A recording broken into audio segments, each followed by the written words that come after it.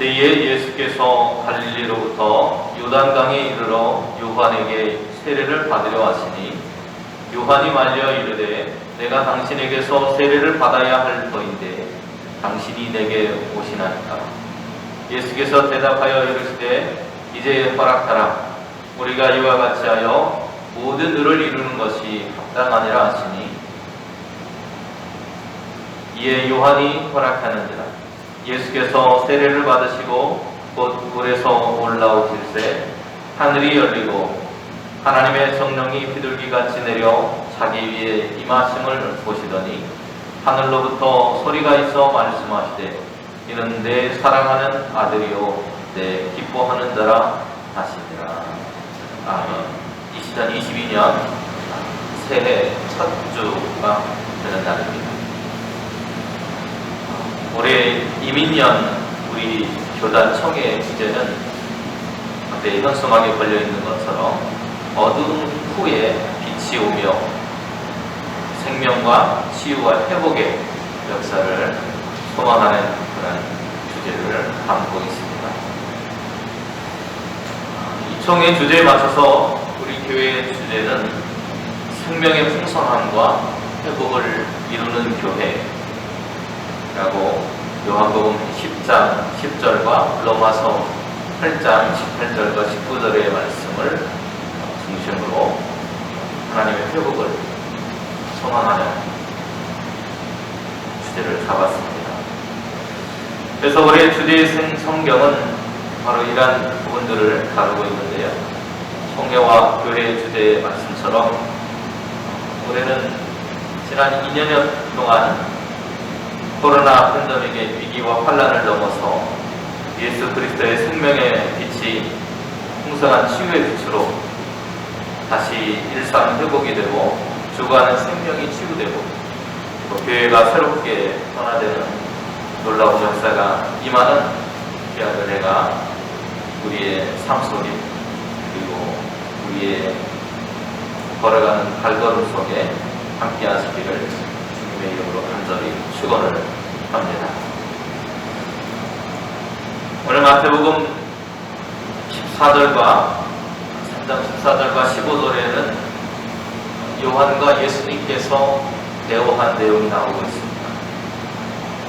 자신에게 세례를 받으러 나오신 예수님을 보고 요한이 당황스러워하고 있는 것입니다.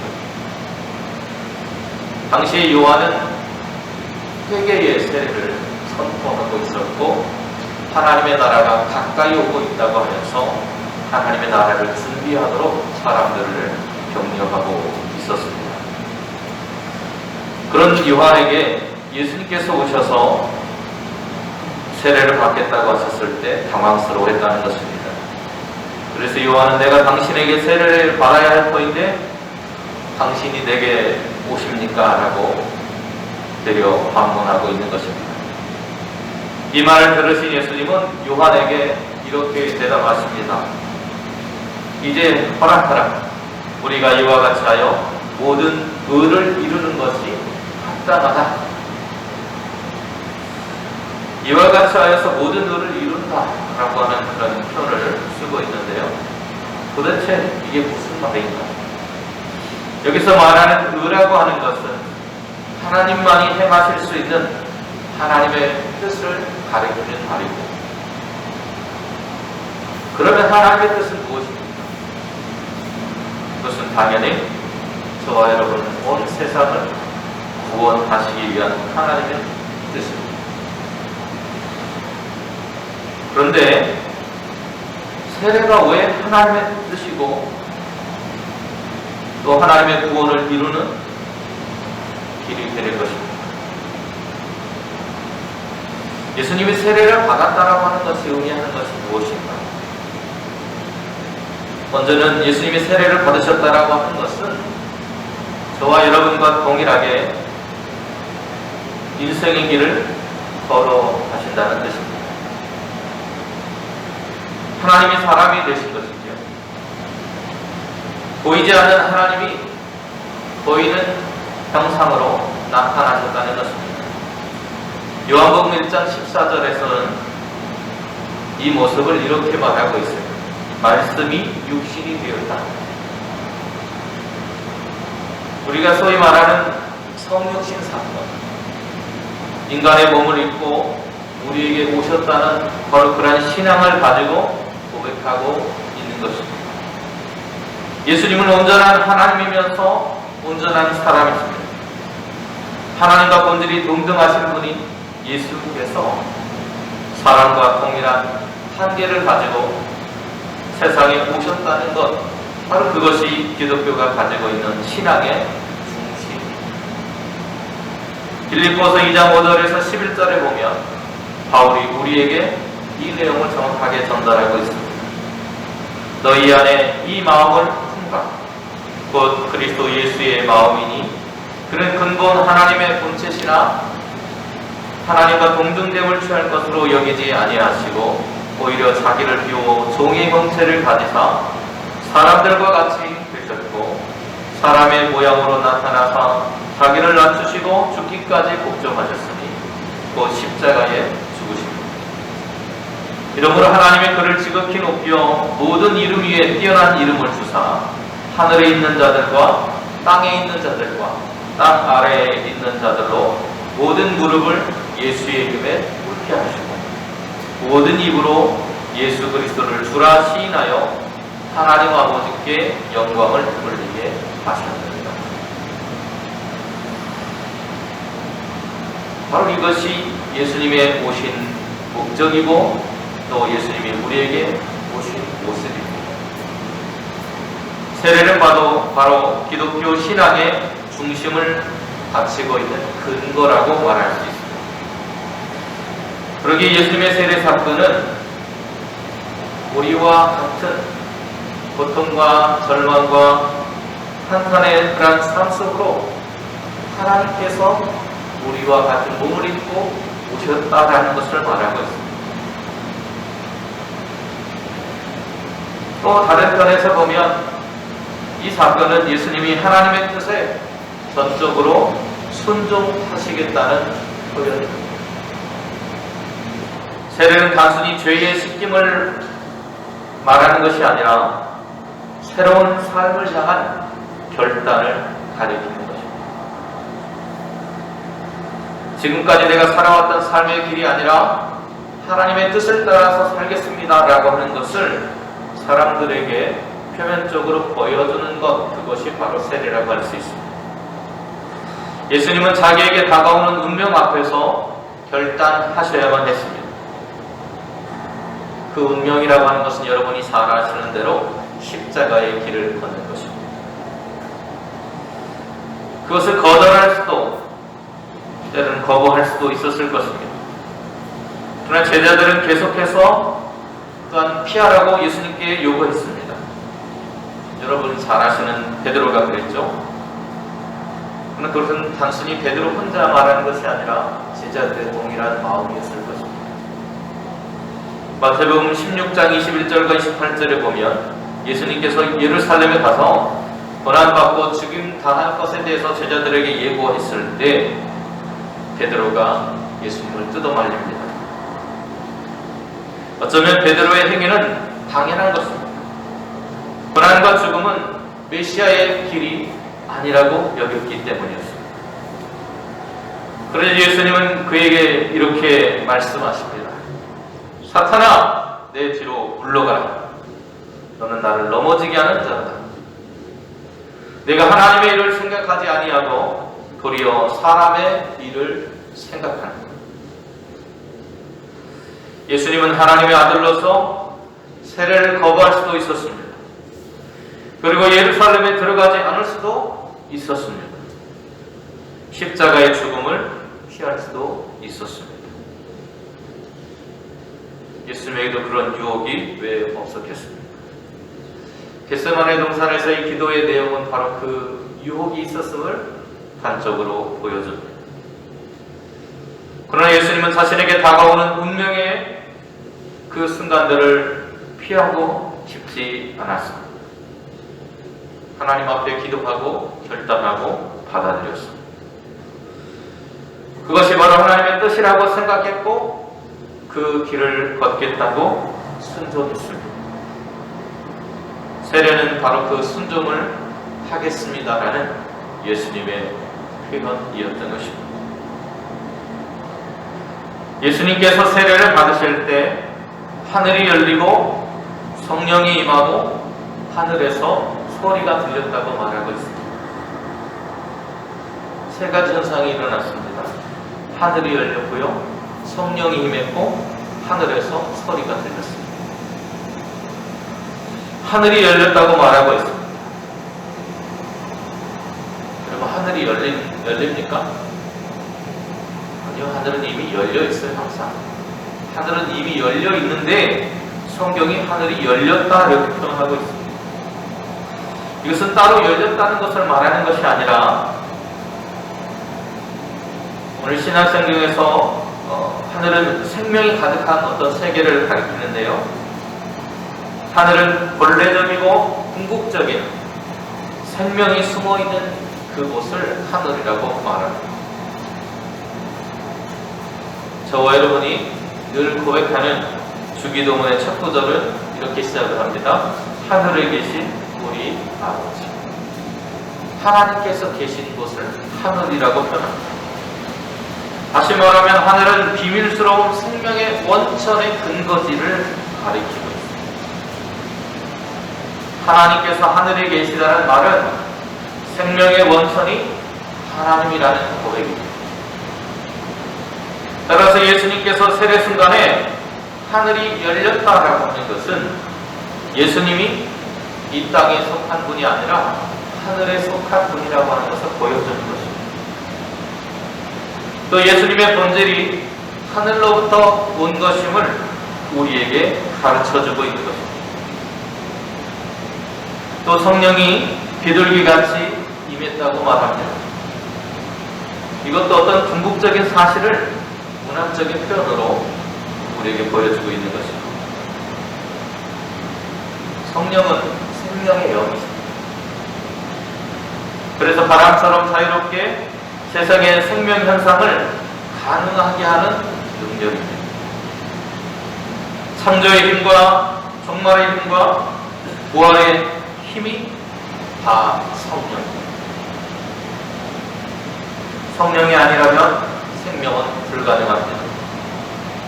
그 영이 예수님에게 임했다라고 말하는 것은 예수님을 통해서 생명이, 구원이 가능해졌다라고 하는 것을 우리에게 말해주는 것입니다. 또 하늘에서 소리가 들렸다고 말하고 있습니다. 마태는 궁극적인 생명이 잉태된 곳, 바로 하늘로부터 소리가 들렸다, 하나님께로부터 음성이 들렸다는 거예요. 이것은 단순히 어떤 그 순간의 사건을 말하고 있는 것이 아닙니다. 예수를 생명과 진리로 그들이 경험했다는 것을 이야기하고 있는 거예요. 그 소리를 무엇이었습니까? 따라해볼까요? 이는 내 사랑하는 아들이요, 내 기뻐하는 자. 누가 사랑하는 아들이고 기뻐하는 자예요? 예수님. 누가 사랑해요? 하나님께서 사랑하십니다. 하나님께서 가장 사랑하고 하나님께서 가장 기뻐하는 사람, 그분이 하나님의 아들이라고 하는 것을 가르쳐주고 있습니다. 예수님의 운명 정체를 통해서 제자들이 경험했던 하나님의 구원의 행위에 대해서 그들이 신학적으로 표현한 것이 이는 내 사랑하는 아들이요 내 기뻐하는 자라는 말 속에 담겨져 있습니다.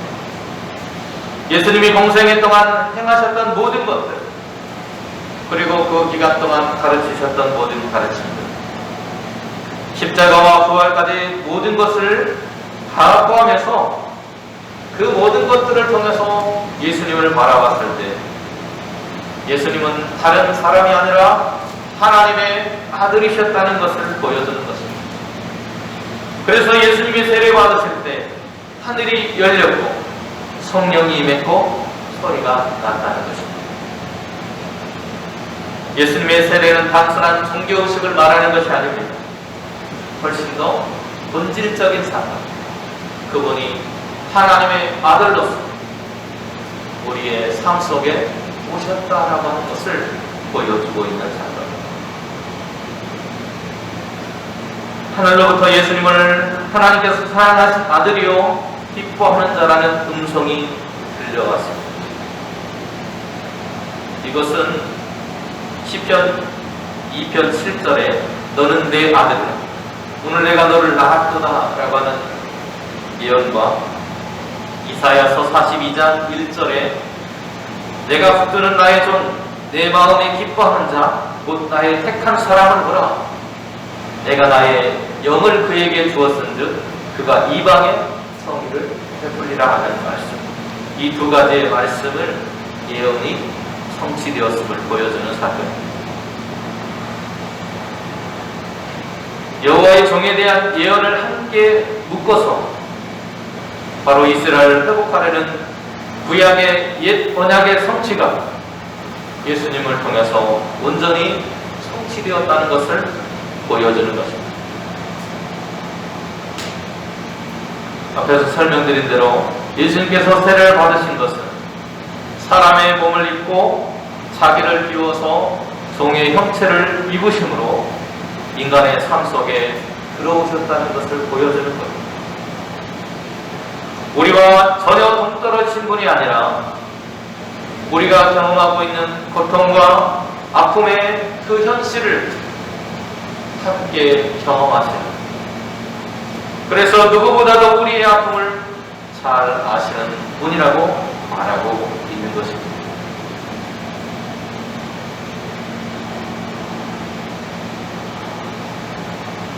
바로 그분이 우리의 삶 속에 오셨다는 것. 예수님께서 세례를 받으심은 사람의 몸을 입고 자기를 비워 종의 형체를 입으심으로 인간의 삶 속에서 함께 숨쉬고 살아 역사하셨다는 뜻입니다. 우리와 같이 아파하고 고통스러움을 경험하심으로 죄악 속에 허덕이는 인생, 그러한 우리를 아시는 하나님이 되셨다는 것.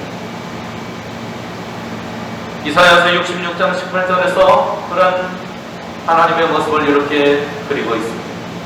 내가 그들의 행위와 사상을 아노라. 우리의 삶과 생각을 꿰뚫어 보시는 하나님, 그 하나님이 우리를 이해하시기 위해서 우리의 삶 속에 오셨고 우리의 아픔을 함께 경험하셨다는 것입니다. 여전히 우리의 삶을 함께 나누고 계시고 우리의 아픔을 보듬고 계시는 분이시라는 사실입니다. 절망과 고통 속에 있는 인생을 구하시기 위해서 하늘의 높은 보좌에 앉아 계신 것이 아니라 낮고 낮은 인간의 삶 속에 종의 형체, 우리와 같은 몸을 입고 이 땅에 오신 분이 예수 그리스도임을 말하고 있습니다.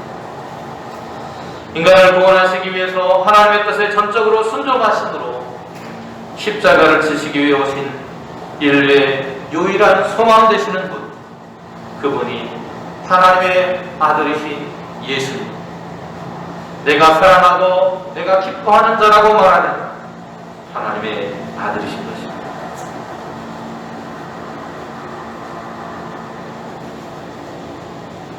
그 아들이 바로 예수님이라고 하는 것을 선포하는 것이 오늘 본문의 말씀입니다.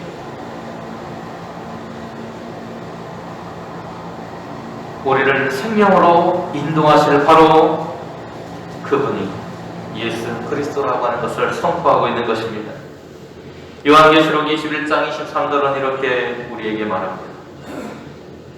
주님이 계신 그 성에 대해서 이야기하는데 그 성은 해나 달의 비침이 있을 데 없으니 이는 하나님의 영광이 비치고 어린 양이 그 등불이 되십니다. 다른 어떤 빛보다도 주님의 그 생명의 빛이 온 세상을 비치고 있기에 다른 빛이 필요 없다고 말하고 있습니다. 우리를 그 생명의 빛 가운데로 인도하실 유일한 분, 그분이 예수님이십니다. 요한계시록은 바로 이 사랑하는 나를 기뻐하는 자로서 이 땅에 오신 예수님께서 영원한 생명의 빛이라고 하는 것을 이야기합니다. 하나님의 나라로 우리를 인도해 들어가게 하실 유일한 분이 그분이라고 선포하고 있는 것입니다. 요한계시록 21장 27절은 우리에게 이렇게 선포하고 있습니다. 무엇이든지 속된 것이나 가증한 일 또는 거짓말하는 자는 결코 그리로 들어가지 못하되 오직 어린 양의 생명책에 기록된 자들만 들어가리라. 아멘. 우리의 삶으로, 행위로, 힘으로 그 무엇으로도 그 나라에 들어갈 수 없습니다. 오직 어린 양의 생명책, 예수 그리스도의 그 은혜를 믿고 그 사랑을 믿고 그분을 향해 달려가는 인생들만이 그 생명책에 이름이 기록되어서 하나님 나라에 들어갈 수 있음을 말하고 있습니다. 하나님 나라의 백성은 하나님의 뜻을 따라서 살아가는 이들, 가증한 일이나 거짓을 행하며 살아가는 것이 아니라 공의롭고 정의로운 삶을 살아가는 오늘 하나님의 백성들임을 우리는 기억해야 할 것입니다. 그분을 통해서 얻어지는 것은 보좌로부터 흐르는 은혜의 강, 생명의 강의 물입니다. 그 은혜가 흐름으로 회복의 역사가 이루어진다고 요한계시록은 선포하고 있습니다. 요한계시록 22장 2절은 이렇게 선포합니다. 길 가운데로 흐르더라. 강 좌우에 생명나무가 있어 12가지 열매를 맺되 달마다 그 열매를 맺고 그 나무 잎사귀는 만국을 치료하기 위해서 있더라. 아멘. 하나님의 보좌로부터 흘러내린 생명의 강수가 길가를 흐르고 그 생명의 강수가 흐르는 곳마다 생명의 나무가 줄을 서고 그리고 그 잎사귀가 마르지 않게 되었다는 것입니다. 열매를 맺게 되었다는 것입니다. 만국의 모든 것들이 치유가 되었다고 선포하고 있습니다. 오늘 우리의 앞에는 여전히 암담한 현실이 놓여져 있습니다. 새해가 시작되었습니다. 하지만 우리의 삶은 여전히 인생의 고단함과 고난의 삶 속에 살아가고 있습니다. 연일 수많은 사람들이 감염되어 확진되고 있는 현실 속에 있습니다. 수많은 사람들이 경제적인 어려움을 호소하며 아픔을 호소하고 괴로워하고 있는 현실 속에 우리는 여전히 살아가고 있습니다. 뭐 하나 변한 것이 없습니다. 그러나 오늘 우리에게는 소망이 있습니다. 그러한 삶으로부터 우리를 회복하시기 위해서 하늘의 높은 보좌를 버리시고 우리에게 오신 예수 그리스도가 있습니다.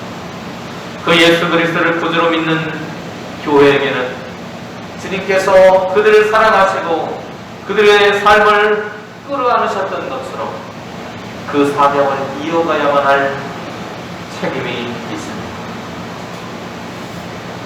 하나님의 사랑하는 아들, 하나님의 기뻐하는 자로 이 땅에 오셔서 하나님의 뜻에 순종하며 그 사명의 길을 걸어가신 예수 그리스도와 함께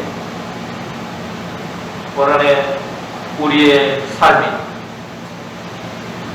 회복의 은혜, 생명 풍성함의 은혜를 누릴 수 있기를 간절히 축원하고 소망합니다.